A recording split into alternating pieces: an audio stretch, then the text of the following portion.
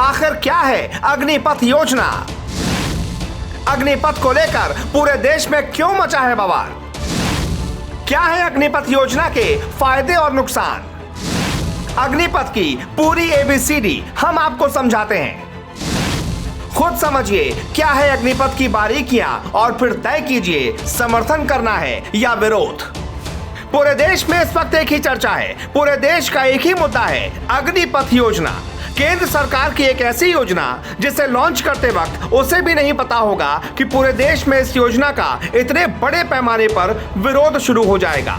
बिहार से लेकर मध्य प्रदेश तक, राजस्थान से लेकर छत्तीसगढ़ तक इस योजना का सड़कों पर उतरकर इतना जबरदस्त विरोध हो रहा है कि यह समझना बड़ा जरूरी हो गया है कि आखिरकार ये योजना है क्या, योजना के फायदे क्या हैं और नुकसान क्या है, इस स्कीम का विरोध क्यों हो रहा है। तो आपको बता दें, अग्निपथ स्कीम को लेकर सड़कों पर उतरे प्रदर्शनकारी छात्रों की एक नहीं कई चिंताएं हैं। इसमें सबसे बड़ा सवाल यही है कि वो सेना में भर्ती के लिए जी जान से मेहनत करते हैं, फिर इतनी मेहनत करके अगर सिर्फ 4 साल की ही नौकरी मिलेगी तो क्या फायदा। केंद्र सरकार, राज्य सरकार भले ही ये कह रही हो कि अलग अलग मंत्रालयों, अर्धसैनिक बलों में अग्निवीरों को प्राथमिकता मिलेगी, लेकिन युवा इससे संतुष्ट नहीं है। उनकी बड़ी चिंता यही है कि 4 साल बाद आखिरकार वो क्या करेंगे। बिहार समेत कई राज्यों के छात्र अग्निपथ स्कीम के नियमों से नाराज हैं। उनका कहना है अग्निपथ स्कीम में 4 साल के कॉन्ट्रैक्ट में सेना में भर्ती किया जाएगा, फिर अनिवार्य सेवानिवृत्ति दे दी जाएगी और ग्रेच्युटी या पेंशन जैसे लाभ भी नहीं मिलेंगे, जो कि उनकी नजर में सही नहीं है। बिहार के मुजफ्फरपुर में प्रदर्शन कर रहे छात्रों का कहना है कि पिछले 2 सालों से सेना की भर्ती रुकी हुई है। उन्होंने भर्ती के लिए जरूरी फिजिकल टेस्ट भी पास कर लिए, बावजूद इसके उनको नौकरी नहीं मिल रही। इस बीच सेना में नौकरी के नए नियम लाना हताश करने जैसा है। इसके अलावा कई ऐसे भी युवा हैं जो पिछले 3 सालों से सेना में भर्ती होने की राह ताक रहे हैं। कोरोना की वजह से सेना भर्ती बंद रही, अब बड़ी संख्या में युवा ओवर एज हो गए हैं।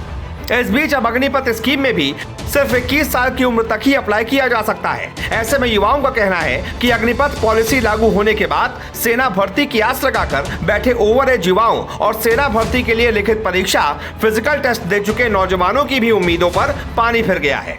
जहानाबाद में प्रदर्शन कर रहे एक छात्र ने कहा कि हम 4 साल के बाद काम करने जाएंगे कहाँ? 4 साल की सर्विस के बाद हम लोग बेघर हो जाएंगे, इसलिए हम लोग सड़कों पर उतरे हैं। बहरहाल विरोध तो आपने देख लिया, अब जरा समझ लेते हैं कि आखिर ये अग्निपथ स्कीम है क्या और क्या वाकई छात्रों का विरोध प्रदर्शन जायज है या फिर वो किसी के बहकावे में आकर विरोध कर रहे हैं।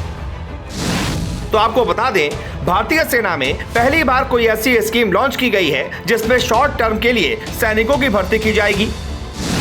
इस योजना के तहत हर साल करीब 40 से 45 हजार युवाओं को सेना में भर्ती किया जाएगा। ये युवा 17.5 साल से लेकर 21 साल की उम्र के बीच के होंगे। ये भर्तियां मेरिट और मेडिकल टेस्ट के आधार पर की जाएंगी। इन 4 सालों में सैनिकों को 6 महीने की बेसिक मिलिट्री ट्रेनिंग भी दी जाएगी। 90 दिनों में आर्मी में भर्ती के लिए पहली रिक्रूटमेंट रैली हो जाएगी। पहले चरण में आर्मी के लिए 40,000, नेवी के लिए 3,000 और एयरफोर्स के लिए 3,500 अग्निवीरों की भर्ती होगी। अग्निवीरों को पहले साल 30,000 रुपए मासिक सैलरी मिलेगी, दूसरे साल 33,000, तीसरे साल 36,500 रुपए और चौथे साल 40,000 रुपए मासिक सैलरी मिलेगी। सैलरी के अलावा रिस्क और hardship allowance, ration allowance, dress और ट्रैवल अलाउंस भी मिलेगा। 4 साल पूरा होने पर जब सैनिक बाहर आएंगे तो उन्हें सेवानिधि भी मिलेगी। इसमें हर महीने सैलरी से 30% अमाउंट कटेगा और इतनी ही राशि सरकार भी उसमें जोड़ेगी। 4 साल में ये रकम 11,70,000 रुपए हो जाएगी। यानी एक तरफ सैलरी से लगभग 4 साल में 11,50,000 रुपए मिलेंगे, साथ ही रिटायरमेंट पर भी 11,70,000 रुपए मिलेंगे। यानी एक तरह से एक अग्निवीर को पूरे 4 साल में लगभग सरकार से 23 लाख रुपए मिलेंगे। इस रकम में कोई इनकम टैक्स भी नहीं लगेगा। अग्निवीर का 48 लाख रुपए का लाइफ इंश्योरेंस कवर भी होगा। लाइफ इंश्योरेंस कवर के अलावा सर्विस के दौरान मौत हो जाने पर 44 लाख रुपए का एक्स ग्रेशिया भी मिलेगा।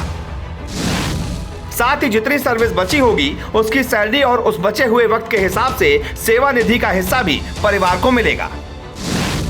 4 साल पूरे होने के बाद इन सभी अग्निवीरों की सेवा समाप्त हो जाएगी और फिर से नई भर्तियां की जाएंगी। सेवा समाप्त होने वाले 25% अग्निवीरों को स्थायी काडर में भर्ती किया जाएगा।